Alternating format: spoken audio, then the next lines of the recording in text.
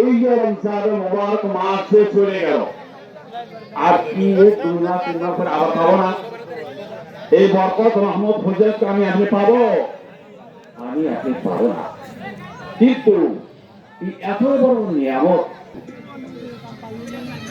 বান্দা যদি ইতিকাফ করে আল্লাহর উদ্দেশ্যে, এই বান্দাকে আপনি আমার উপর হালাল না হারাম ওরা তো খবরই নেই, ওই তো চিন্তাই করি নাই। যত এই গোমাখা পয়সা নিয়ে তুমি যাবে, একটা কাজও হবে।